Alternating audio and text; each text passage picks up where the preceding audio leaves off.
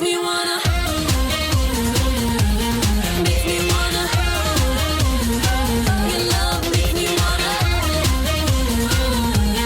makes me wanna, your love makes me wanna, your love makes me wanna, makes me wanna. Hello, hello, hello, and welcome to In the Mix with yours truly, Jeannie Ortega, coming to you from the Sunshine State, Orlando, Florida. It is my honor to be your host today on TBN Salsa. I want to say thank you to Matt and Lori Crouch, as well as Samuel Rodriguez, for an opportunity to boast on our God. You know, with this show, it's my heart to highlight people in movies, music, media, and ministry that are doing things for the kingdom of God. The Bible says every good and perfect gift comes from heaven. Well, it also says that God has given to each and every one of us a gift to share with each other as good stewards of his amazing grace. So today I get to introduce you to an incredible couple that is doing just that. Their story is going to rock your world. But before we get into that, we're going to hear from the husband of this duo. He's a worship leader here in Florida. Give it up, everyone, for Jonathan Shaw doing This Is Amazing Grace.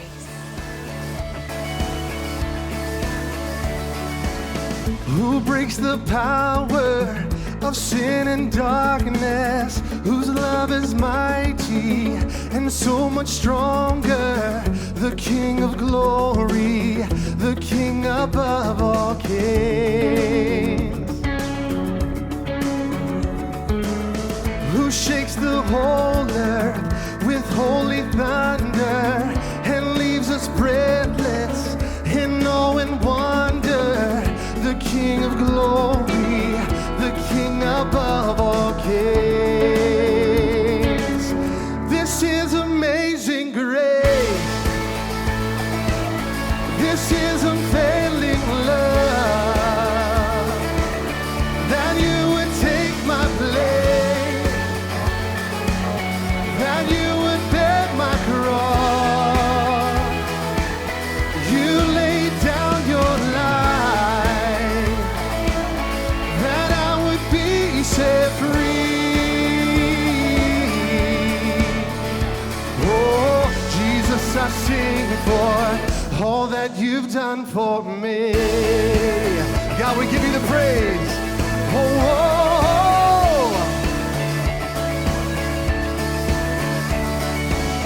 who brings our chaos back into order, who makes the orphan a son and daughter, the King of glory, the King of glory, who rules the nations with truth and justice, shines like the sun in all of its brilliance, the King of glory, the King above all kings.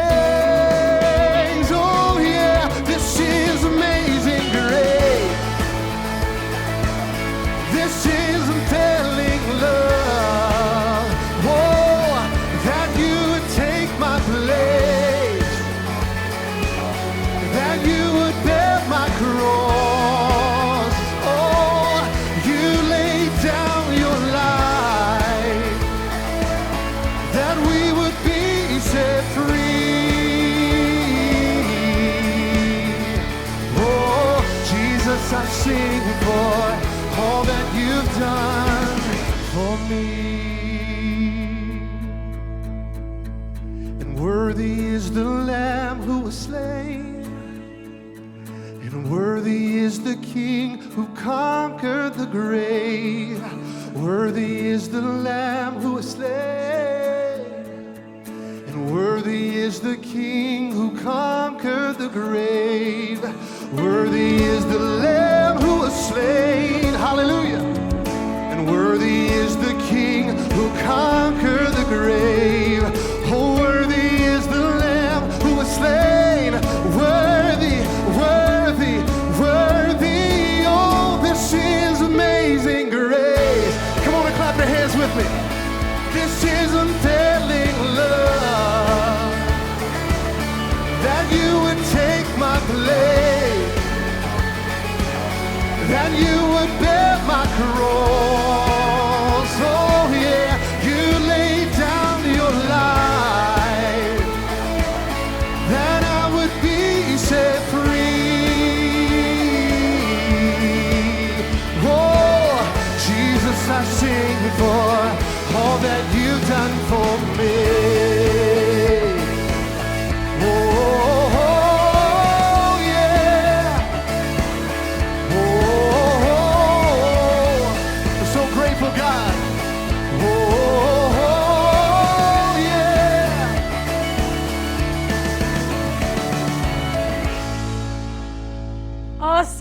Jonathan. Great. It was great worshiping with you. I was back here worshiping with you. Thank you so But much. now we're joined by your lovely, I want to say other half, but what I've learned is y'all are two wholes Come in the on. Lord. That's so true. That's right. Valentina Shaw, welcome to TV and Thank Salsa, you and for having us. Jonathan. Thank you so much.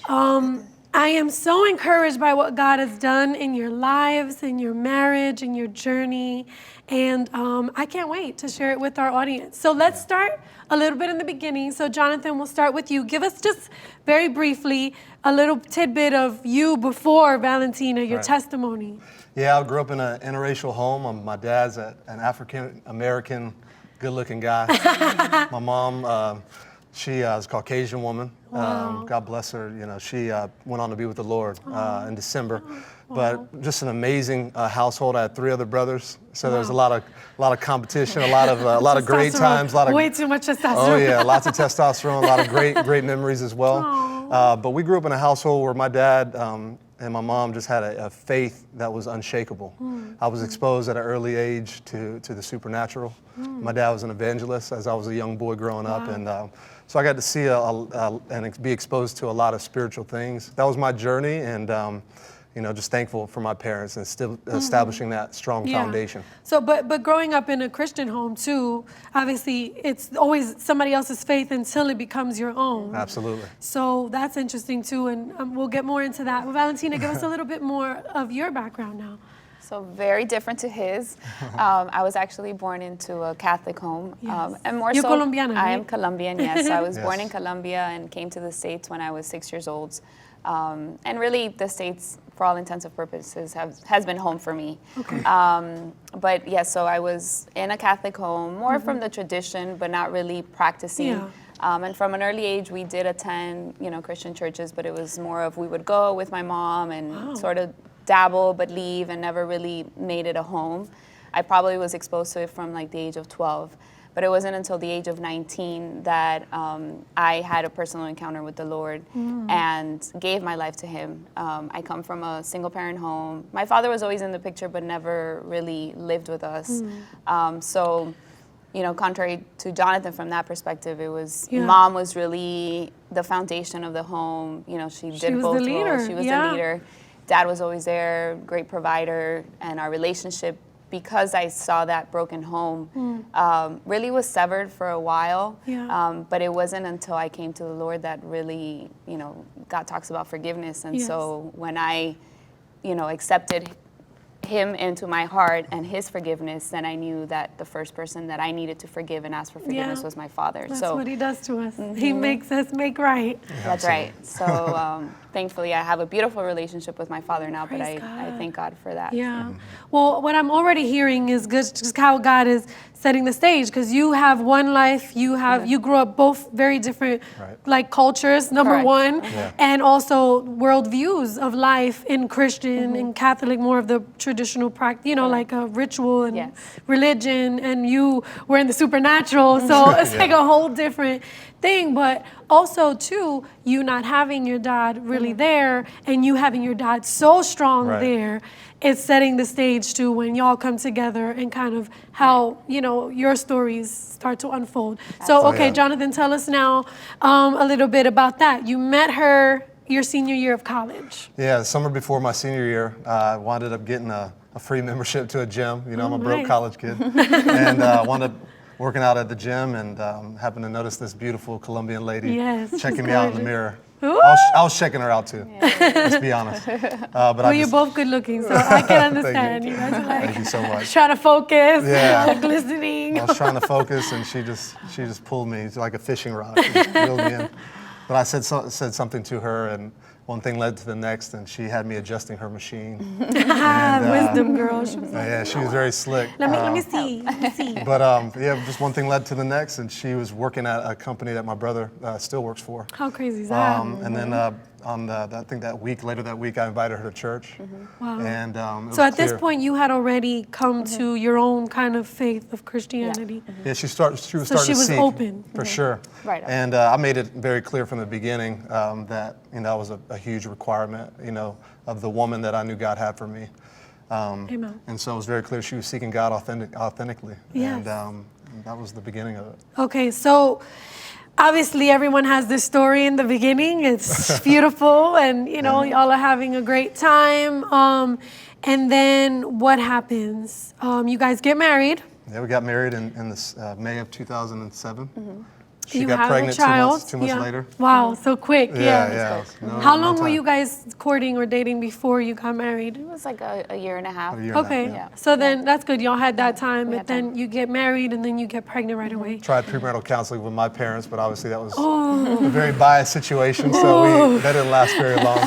That's hard. So, yeah. Sorry, girl. So we jumped into. No offense about that, but it's hard. You have to have that third Yeah. party. Oh yeah, yeah, that's definitely Yeah. recommended. We jumped the broom very quick. It was almost like going to college and taking an exam without really ever going to class and taking notes and really So preparing. y'all literally just went in in. like Wild Wild West style, not Passion. really knowing. Yeah, a lot And of then passion. a Latina, white and black. Y'all have all this passion in the house. Imagine. July 4th, all day, every day. Okay, so you start to encounter the rocky Yeah. road. Tell us a little bit about that season of your life.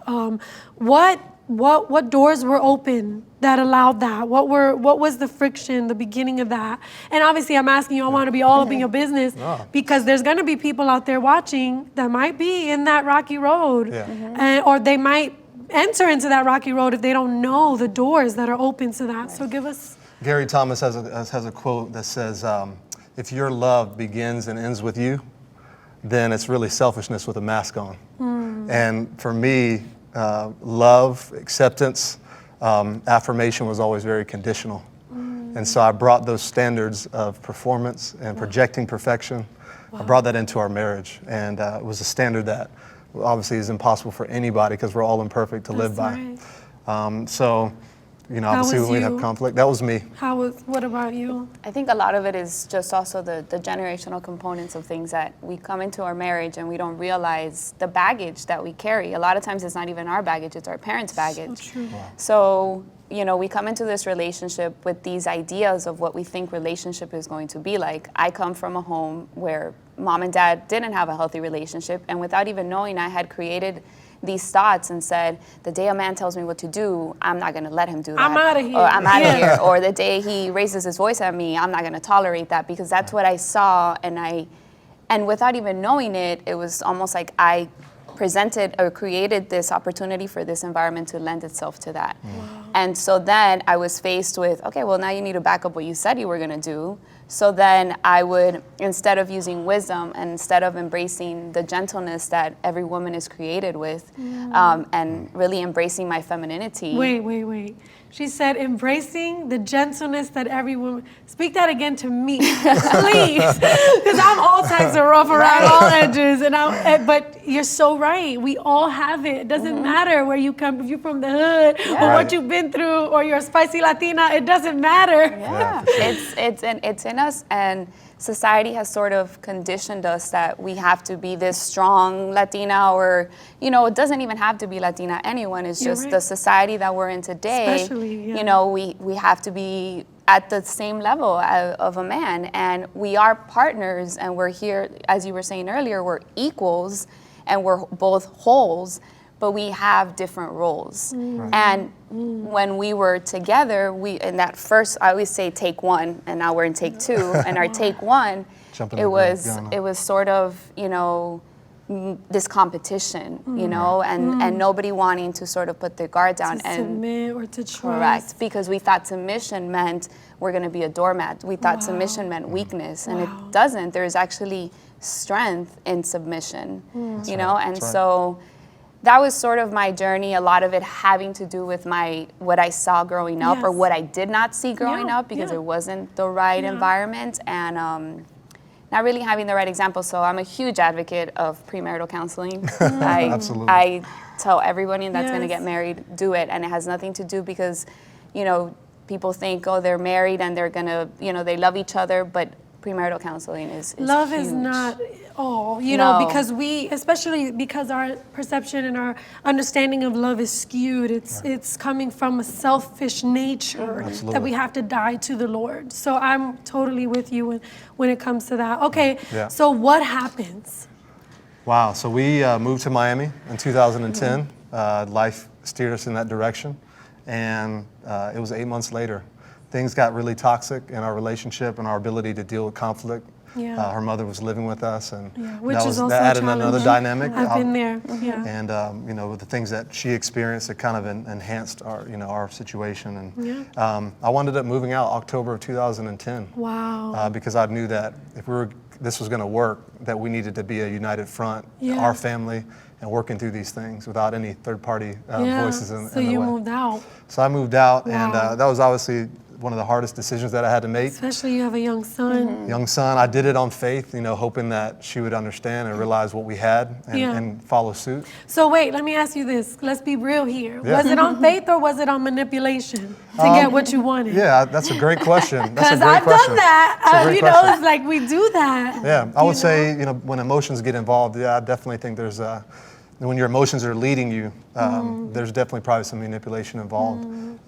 So yeah, I was trying to manufacture the environment, the atmosphere that I wanted, rather than just being a thermostat and realizing that through my love and through my submission, humility, that things could change where we were. But I do also agree that families should be absolutely. The Bible says a husband lead and cleave. Exactly. A husband shall leave his family. Same thing with the wife, and cleave to each other. Yeah. And that can be very toxic when you don't separate from your family to start your own family. Right.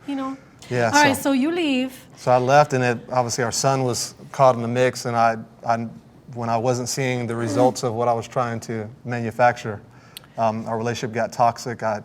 When she was delaying, I would have my son stay with me against her will. I can remember one day that she actually called the cops and had the cops come and get our son. I felt like he was rightfully mine, but again, the wrong decision. It's a hard thing. The cops came, and they left, and I fell to the ground, to the floor, and I put on Pandora. Wow. All right, we only got not so many minutes. Yeah. There's so much more to the story. Yes. So eventually you guys wind up divorcing. Yeah. You have a time where you walk away from the faith and everything. So during that journey, obviously we're Christians, right? Through this whole process, and Jonathan is actually leading worship at a church in Miami and the whole nine. But seeing what was happening with us, it was just like, okay, this is like an oxymoron between what what we do on Sundays and what happens behind closed doors. Good. Yeah. And unfortunately that happens a lot. And so I just could not deal with it. And one thing that Jonathan would always say is, you're judging a perfect God through imperfect people. Yeah. And that's what I did, in large part, just because I just felt like it was all a facade when it came to the church and so I always said, I have a relationship with God, but I don't want to go to the church because I didn't trust. And so I walked away, and without not having fellowship, your relationship with God suffers, Yeah, and you get weaker and weaker, and then the enemy's like, hey, come hang with me. Right. Exactly. Then everything becomes a little more wishy-washy. You begin to allow certain things to come around you. Your environment changes just because you're not being sharpened. You're not in an environment where you're learning from the Word. And so yeah, eventually I just sort of walk away. And that was a 4-year journey from that point on. Wow. So 4 years of you guys apart, divorce, you doing your thing, you doing your things, y'all were dating other people. Yeah. And the Lord starts to do a work on you, right? Absolutely. So tell us quickly, we only have a couple minutes. I hate that we only have a couple minutes. I strived to win her back for about 2.5, 3 years. Wound up meeting a man. He gave me this prophetic word that God was leading me to Nashville, told me 4 things that were going to happen. Wow. All 4 of those things happened, and they had to happen the way they did supernaturally, from a man giving me a home in Nashville rent-free to I figured out where I was going to settle. I wanted to stop at another office. Lady prophesied the same thing that he had told me, asked me about my son. Like, she knew the whole deal that God had revealed to her. And then even the church, they had a hard time with me transitioning, but the pastor didn't even know I knew the gentleman that gave me the house. Yeah. Gave me his number, which was another confirmation. Yeah. So I wound up moving to Nashville, and that was literally like me offering up my Isaac on the altar, like Abraham did. That's hard. But God promises, though, that the very thing that you desire, if you're willing to lay it on the altar, that He'll restore it and He'll provide a ram in the bush. That's good. Moved to Nashville. God opened up amazing doors and favor. because of that obedience Yeah. that didn't make sense to a lot of people. Yeah. Wound up getting signed to Capitol Music, and then a year after that, a church contacted me from Miami and asked if they could fly me in to Miami from Nashville every weekend, which was my ram in the bush. And this was God, like, He was- now it's time. It was time for this that he put together. That's right. That men, y'all let yourselves and other people and all types of things get in the way. Right. Now it's time But that was to a big restore. reason why she was not wanting to rekindle our relationship, because of my involvement in ministry. So she Wow. asked to come to one of the services, and Yeah. God did his thing when I got out of the way. Yes. So So, okay, we have 1 minute. Tell us now, you're here. Y'all back together. Y'all got remarried. Got You have remarried. another child. yeah, we have another child. Talk to us about that quickly in the minute.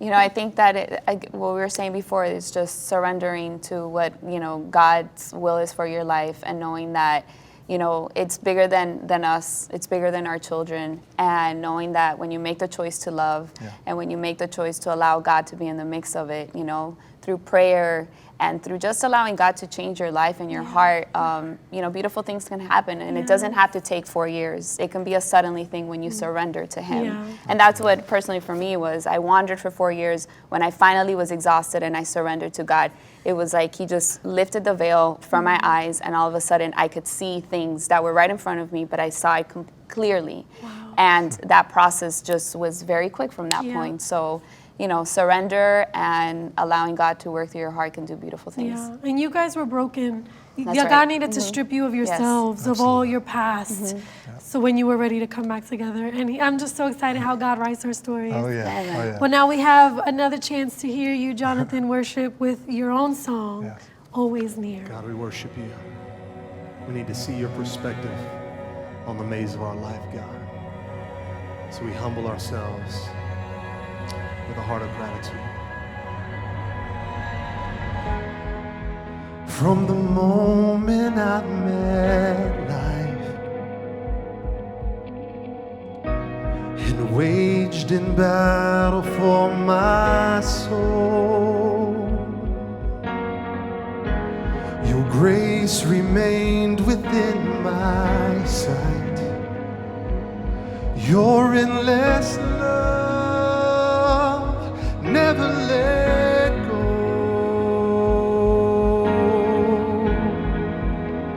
You never let go.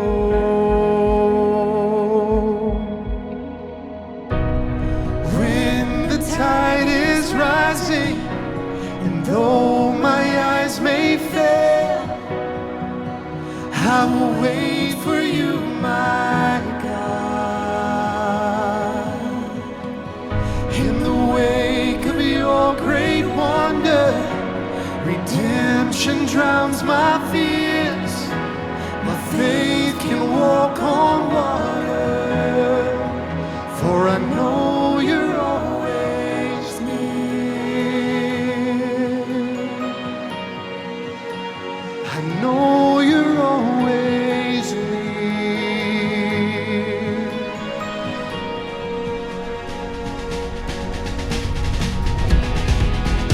In the wasteland of my wrongs,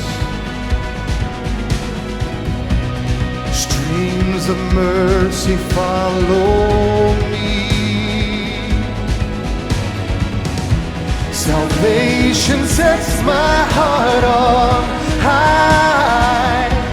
I cling to the cross where heaven's ransom set me free. Oh, hail the resurrected King. When the tide is rising, and though my eyes may fail, I will wait for you, my God. In the wake of your great wonder, redemption drowns my fears. My faith can walk on water, for I know you're always near. Oh, I know you're always near.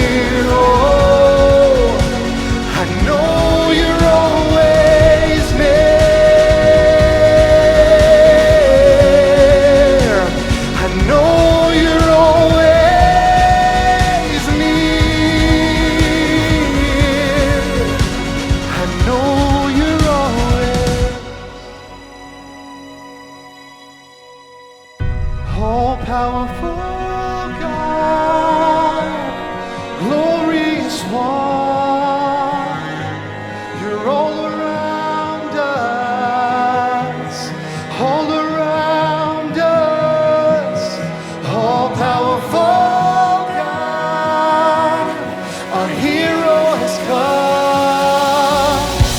You're breaking chains, erasing shame.